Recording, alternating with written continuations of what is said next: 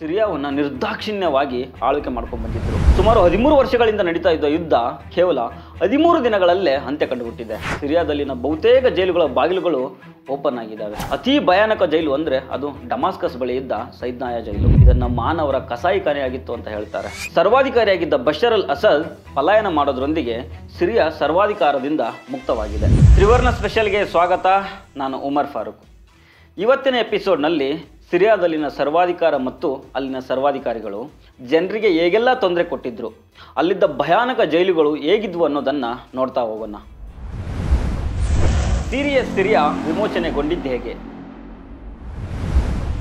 ಹೇಗಿತ್ತು ಸರ್ವಾಧಿಕಾರಿ ಬಶರ್ ಅಲ್ ಅಸದ್ ಆಡಳಿತ? ಮಧ್ಯಪ್ರಾಚ್ಯದ ಪ್ರಮುಖ ದೇಶ ಸಿರಿಯಾ ಸದ್ಯ ಅಲ್ಲೋಲ ಕಲ್ಲೋಲ ಆಗ್ಬಿಟ್ಟಿದೆ. ಸರ್ವಾಧಿಕಾರಿಯಾಗಿದ್ದ ಬಶರ್ ಅಲ್ ಅಸದ್ ಪಲಾಯನ ಮಾಡೋದ್ರೊಂದಿಗೆ ಸಿರಿಯಾ ಸರ್ವಾಧಿಕಾರದಿಂದ ಮುಕ್ತವಾಗಿದೆ. ಈ ಮೂಲಕ ಸುಮಾರು 6 ದಶಕಗಳ ಸರ್ವಾಧಿಕಾರಕ್ಕೆ ಎಳ್ಳು ನೀರನ್ನು ಬಿಡಲಾಗಿದೆ. 2.5 ದಶಕಗಳ ಕಾಲ ಬಶರ್ ಅಲ್ ಅಸದ್ ಮತ್ತು 3 ದಶಕಗಳ ಕಾಲ ಇವನ ಅಪ್ಪ ಹಫೀಜ್ ಅಲ್ ಅಸದ್ ಸಿರಿಯಾವನ್ನು ನಿರ್ದಾಕ್ಷಿಣ್ಯವಾಗಿ ಆಳ್ವಿಕೆ ಮಾಡ್ಕೊಂಡು ಬಂದಿದ್ದರು.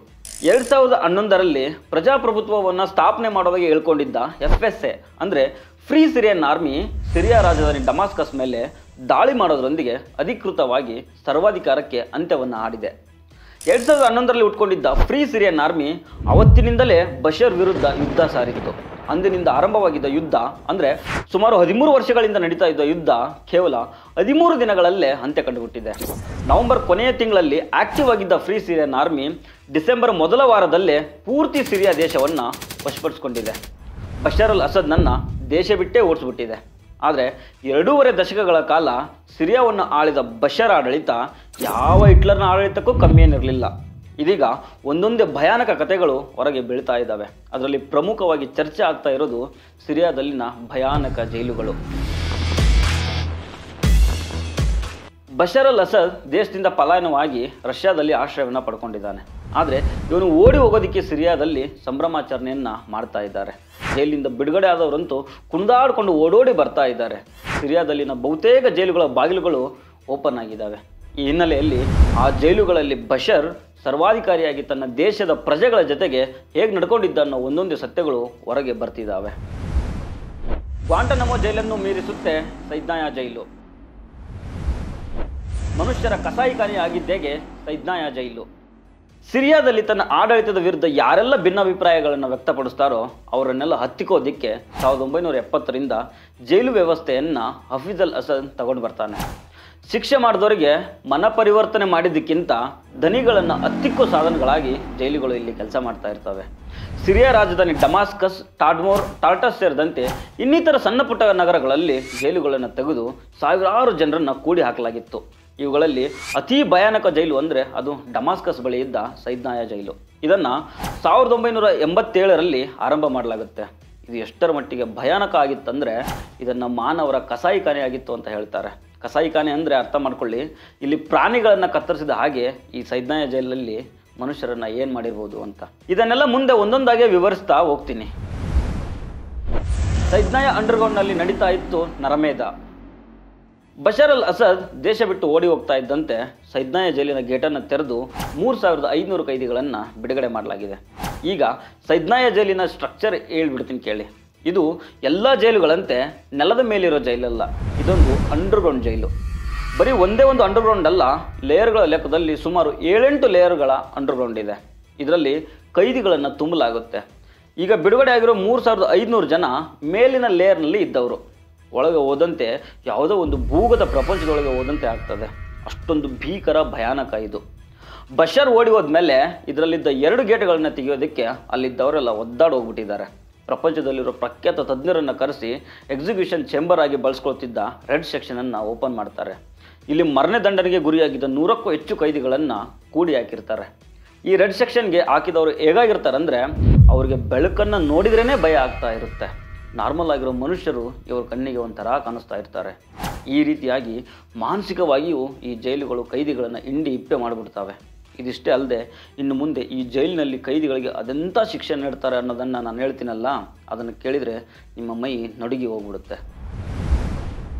ರಕ್ತದ ನದಿ ದಿನಕ್ಕೆ 50 ಜನರಿಗೆ ಗಲ್ಲು. ಫ್ಲೈಯಿಂಗ್ ಕಾರ್ಪೆಟ್ ಶಿಕ್ಷೆ ಕೈದಿಗಳಿಗೆ ನರಕ. ಸೈದ್ನಾಯ ಜೈಲನ್ನು ಅರಬ್ ಭಾಷೆಯಲ್ಲಿ ಅಲ್ ಮಸ್ಲಾಸ್ ಅಲ್ ಬಷರಿ ಅಂತ ಕರೀತಾರೆ. ಅಂದರೆ ಇದರರ್ಥ ಮನುಷ್ಯರ ಕಸಾಯಿಖಾನೆ ಅಂತ. ಒಂದು ಲೆಕ್ಕದಲ್ಲಿ ಅಮೆರಿಕದ ಗ್ವಾಂಟನಮೋ ಜೈಲು ಸಿರಿಯಾದ ಸೈದ್ನಾಯ ಜೈಲಿಗಿಂತ ಎಷ್ಟೋ ವಾಸಿ ಅಂತ ಹೇಳ್ಬೋದು. ಇಷ್ಟು ದಿನ ಗ್ವಾಂಟನಮೋ ಜೈಲಿನಲ್ಲಿ ಕೊಡ್ತಾ ಇದ್ದ ಟಾರ್ಚರ್ ಕೇಳಿದವರಿಗೆ ಅದಕ್ಕಿಂತ ಸೈದ್ನಾಯ ಭಯಾನಕ ಆಗಿದೆಯಲ್ಲ ಅಂತ ಅನ್ನಿಸದೇ ಇರೋದಿಲ್ಲ. ಇಲ್ಲಾಗೋ ನರಮೇಧಗಳನ್ನು ಒಂದೇ ಒಂದು ವಾಕ್ಯದಲ್ಲಿ ಅರ್ಥ ಮಾಡ್ಕೊಳ್ಬೋದು. ಅದೇನಂತಂದರೆ, ಈ ಜೈಲಿನ ಕೊಳಚೆ ನೀರಿನ ಕೊಳವೆಗಳಲ್ಲಿ ಸದಾ ರಕ್ತ ಹರಿತಾ ಇರುತ್ತೆ. ಇದನ್ನು ಮನುಷ್ಯರ ರಕ್ತದ ನದಿ ಅಂತ ಕರೆಯಲಾಗುತ್ತೆ. ಪ್ರತಿದಿನ ಕನಿಷ್ಠ 50 ಜನರನ್ನು ಈ ಜೈಲಿನಲ್ಲಿ ಗಲ್ಲಿಗೇರಿಸಲಾಗುತ್ತೆ. ಸಾವಿರಾರು ಜನರ ತಲೆ ಬುರುಡೆಗಳನ್ನು ಇದರ ಆಳದಲ್ಲಿ ಊತಿದ್ದಾರೆ ಅಂತ ಹೇಳಲಾಗುತ್ತೆ.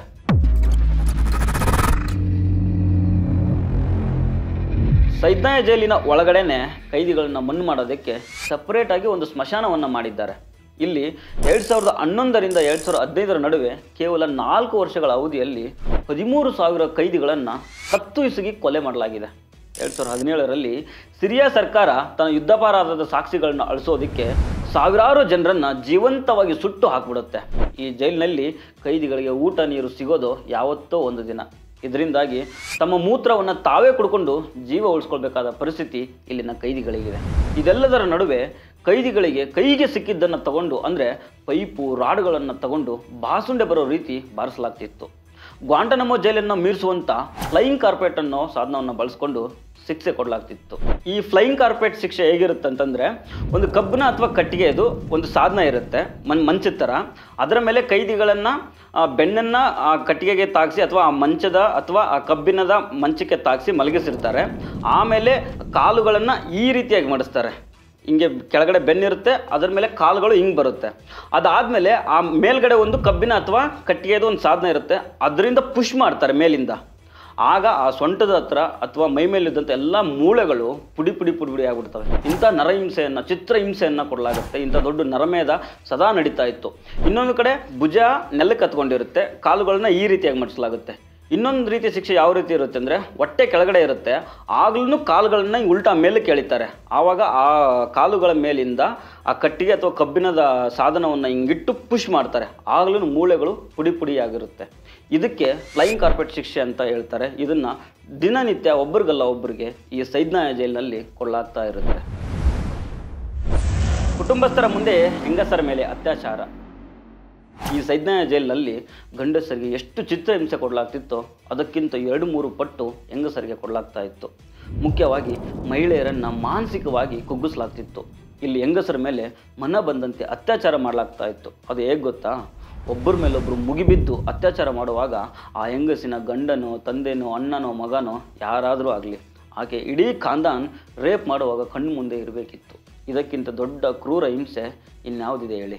ಒಬ್ಬರನ್ನು ದೈಹಿಕವಾಗಿ ಹಿಂಸೆ ಕೊಟ್ಟರೆ ಗಾಯಗಳು ಮಾಯ ಆದಮೇಲೆ ಸುಧಾರಿಸ್ಕೊಳ್ಬೋದು, ಆದರೆ ಮಾನಸಿಕವಾಗಿ, ಅದರಲ್ಲೂ ಹೆಣ್ಮಕ್ಳ ಮೇಲೆ ಕುಟುಂಬಸ್ಥರ ಮುಂದೆನೇ ಅತ್ಯಾಚಾರ ಮಾಡೋದಿದೆಯಲ್ಲ, ಇದಂತೂ ಸಹಿಸೋಕೆ ಅಸಾಧ್ಯ ಆದಂಥ ಹಿಂಸೆ. ಸೈದ್ನಾಯ ಜೈಲಿನಲ್ಲಿ ಒಂದಿಷ್ಟು ಉಪ್ಪು ತುಂಬಿದ ಕೊಠಡಿಗಳಿದ್ವು. ಈ ಕೊಠಡಿಗಳಲ್ಲಿ 20ರಿಂದ 30 ಸೆಂಟಿಮೀಟರ್ವರೆಗೆ ಉಪ್ಪಿನಿಂದ ತುಂಬಿಸಲಾಗಿತ್ತು. ಈ ಉಪ್ಪು ಒಂದು ಕಡೆ ಕೈದಿಗಳನ್ನು ಮಾನಸಿಕವಾಗಿ ಹಿಂಸೆ ಮಾಡೋದಕ್ಕೆ ಬಳಸಿದರೆ, ಇನ್ನೊಂದು ಕಡೆ ಸತ್ತ ಕೈದಿಗಳನ್ನು ಮರಣ ಪ್ರಮಾಣ ಪತ್ರಕ್ಕಾಗಿ ತಿಶ್ರಿನ್ ಹಾಸ್ಪಿಟಲ್ಗೆ ಕಳಿಸೋದಕ್ಕೂ ಮೊದಲೇ 2 ದಿನಗಳ ಕಾಲ ಈ ಉಪ್ಪಿನಲ್ಲಿ ಇಡ್ತಾ ಇದ್ರು.